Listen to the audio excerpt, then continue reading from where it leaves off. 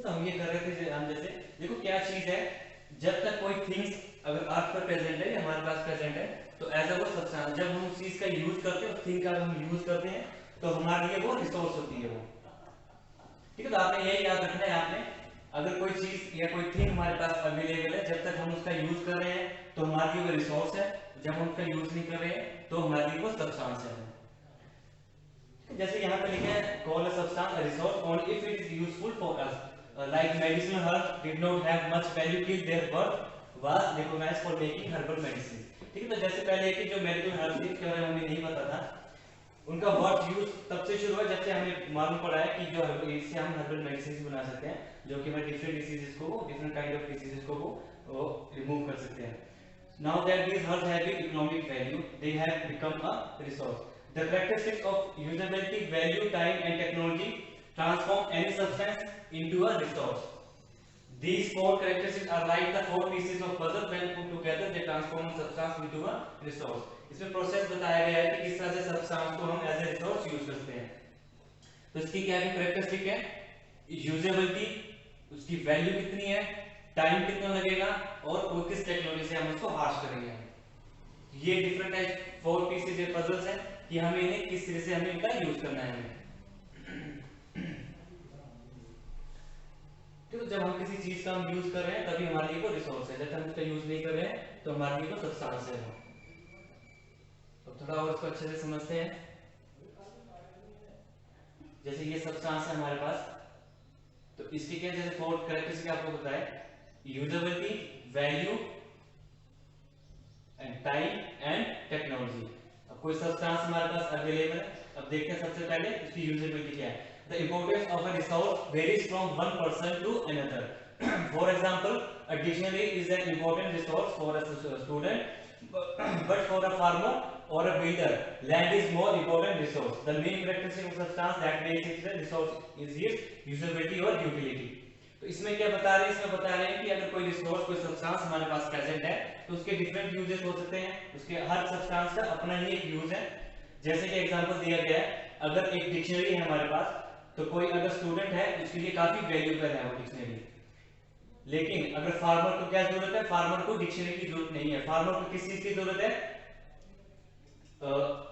Land. उसको farmer को क्या चाहिए, इसके लिए लैंड काफी इंपॉर्टेंट, ताकि उसके ऊपर वो एग्रीकल्चर क्रॉप की कल्टीवेशन कर सके। The main practice of substance that makes it a resource is it's usability और यूटिलिटी, कि हम उस रिसोर्स का किस तरह से हमारी यूजेबिलिटी, उसकी किस तरह से हम उसको यूज कर रहे हैं, या फिर उसकी यूटिलिटी क्या वैल्यू रखती है हमारे लिए। वैसे नेक्स्ट देखते हैं value. Value means worth, substance such as mineral like coal, iron or limestone etc. which have economic values are resources. ये resources वो दिए गए हैं जिससे हम इनकी क्या है, इनकी इकोनॉमिक वैल्यूज है जो हमारे लिए काफी इंपॉर्टेंट है। और कौन कौन से सब्सटेंस है, जैसे मिनरल्स हो गए, कोल हो गए, आयरन और लाइमस्टोन एंड एक्सेट्रा। तो इनकी क्या है, इनकी इकोनॉमिक वैल्यू प्रेजेंट है कंट्री में, सोसाइटी में इकोनॉमिक वैल्यू इन रिसोर्सेज की प्रेजेंट है, इसलिए इस सब्सटेंस की, इन रिसोर्स की काफी वैल्यू है इनकी। These substances were known as resource until their value was discovered. तो पहले क्या था, जब इन रिसोर्स की जो यूजेस थे वो हमें नहीं मालूम था, जब तक ये डिस्कवर नहीं हुए थे तब तक हमारे लिए इनका कोई भी यूज नहीं था। The value of a substance make it a resource. अब जिस सब्सटेंस की जितनी उसकी वैल्यू होगी तो वो एज ए रिसोर्स हम उसको यूज कर सकते हैं, और साथ ही साथ में उस सब्सटेंस की उतनी ही उसकी वैल्यू होगी। अब नेक्स्ट देखते हैं time. Sometimes a substance become a resource with the passage of time. ठीक है, तो कुछ जैसे कोई सब्सटेंस है तो वो रिसोर्स बिकम्स होता है with the passage of time when its use is felt or recognized. Wildlife was not regarded as a resource earlier, but it has become a resource since its importance was recognized in maintaining ecological balance.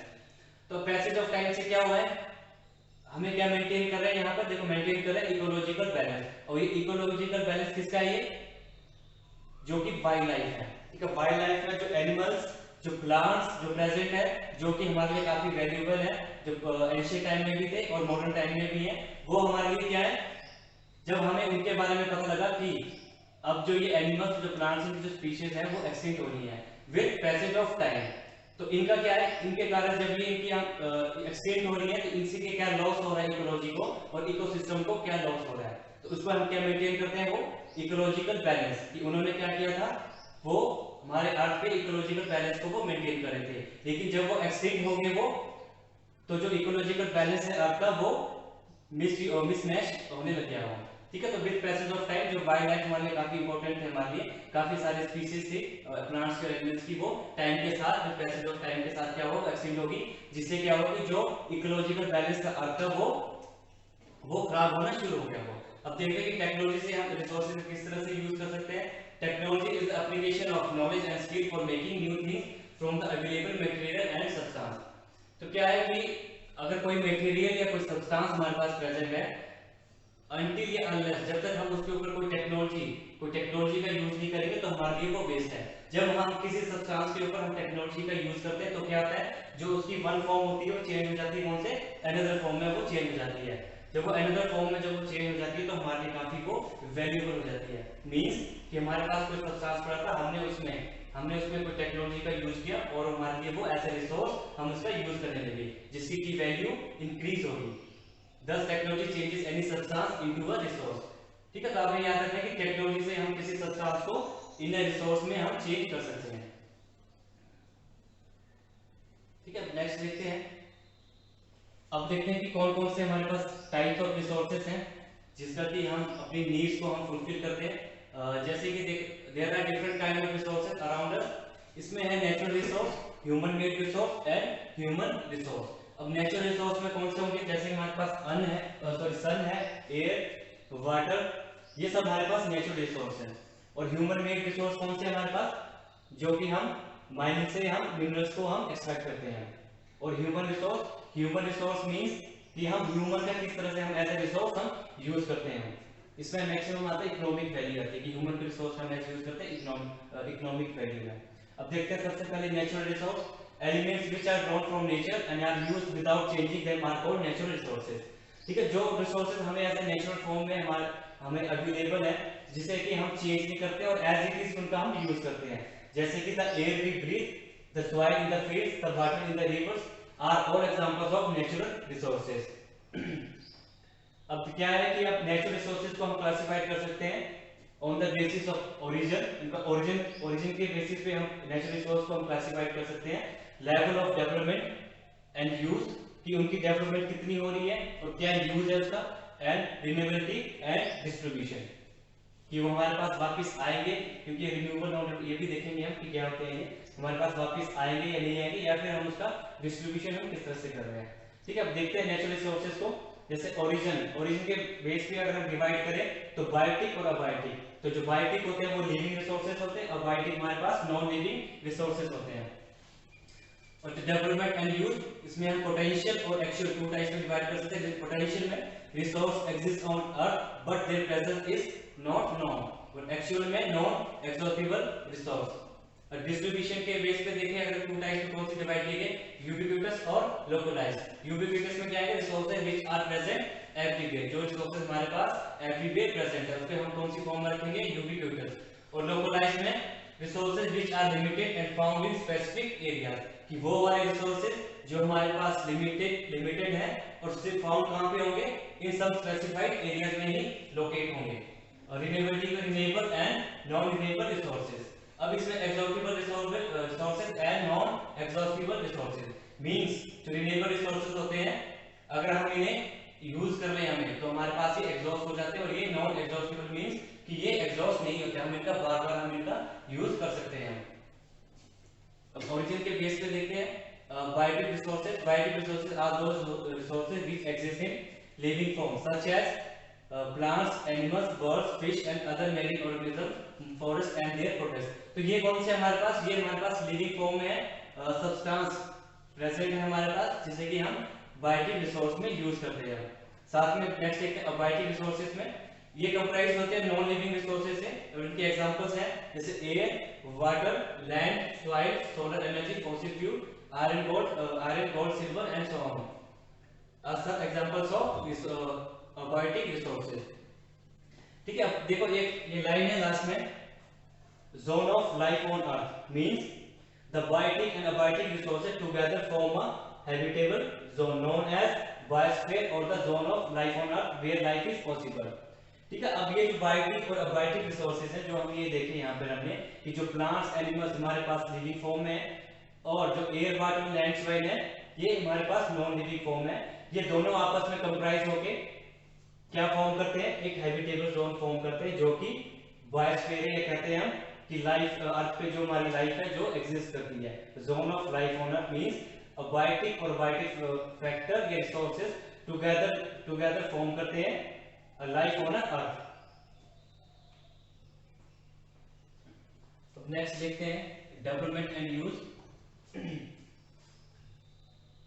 Development में potential resource में means कि existing resource which are presently not in use, तो वो वाले resources जिसे कि हम use नहीं कर रहे हैं लेकिन उनका पोटेंशियल है कि वो हमारे बहुत काम आ सकते हैं वो, but have a possibility of being used in the future are known as potential resource.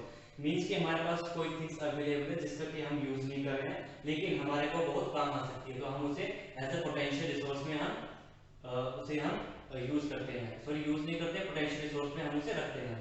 Actual resource में वो रिसोर्सेज आएंगे जिसका कि हम यूज कर रहे हैं। Those resources which have been surveyed their quality and been assessed, their quality determined and are being used in the present time. ठीक है, तो ये एक्चुअल रिसोर्स वो है जो कि हम यूज करते हैं कौन से, प्रेजेंट टाइम में, और इनकी जो वैल्यू है ये जो इनकी क्वांटिटी है, ये इनकी क्वालिटी है, वो हमने डिटरमाइन हमने कर ली है।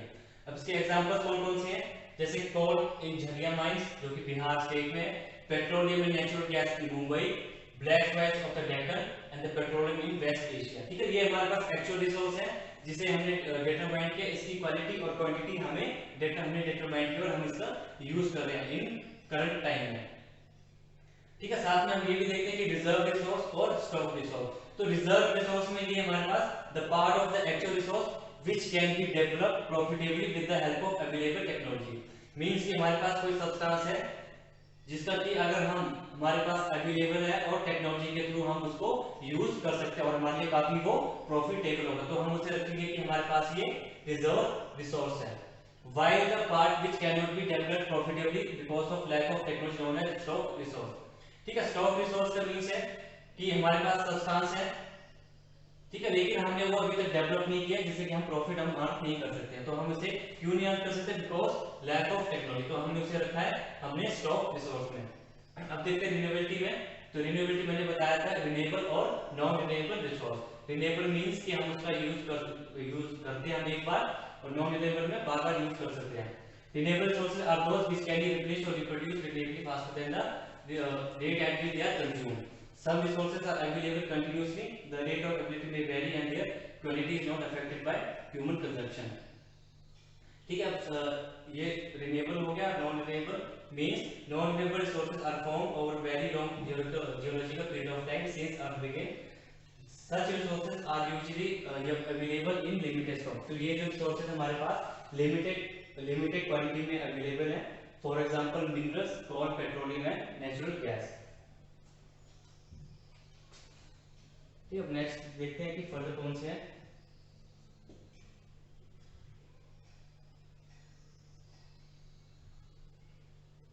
ठीक है, नेक्स्ट है हमारे पास डिस्ट्रीब्यूशन ऑफ रिसोर्सेज कि रिसोर्सेज का किस तरह से डिस्ट्रीब्यूशन हुआ है।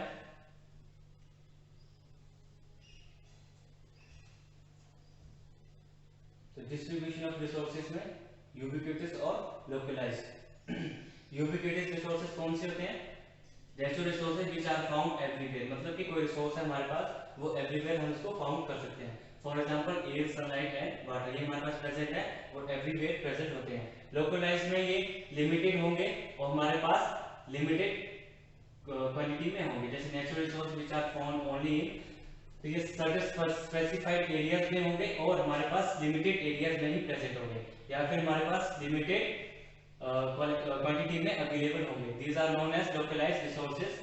Generally these resources are in limited quantity। Copper, iron or uranium etc. are some examples of localized resources।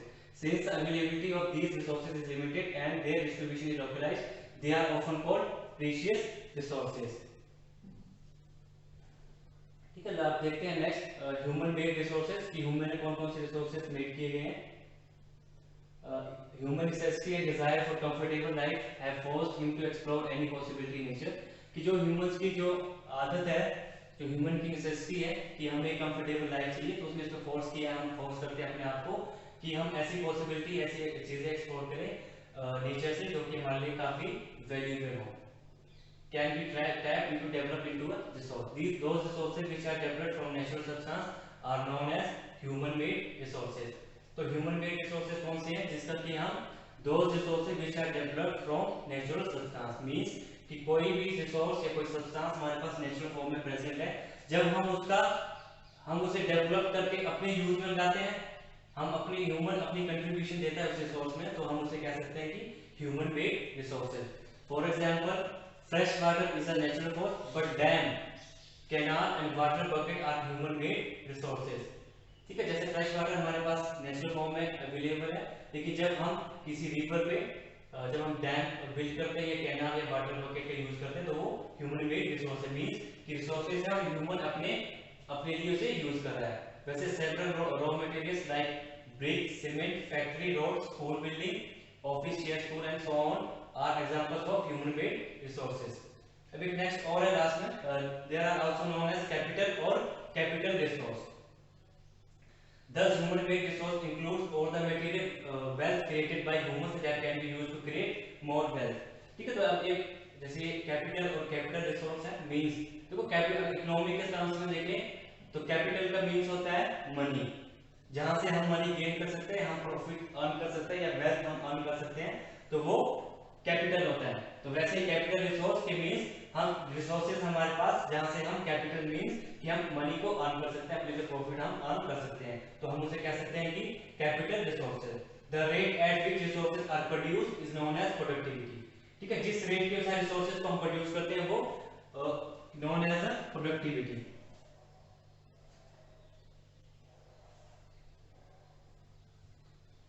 ठीक है, ये देखते हैं कि ह्यूमन रिसोर्स क्या है हमारे पास।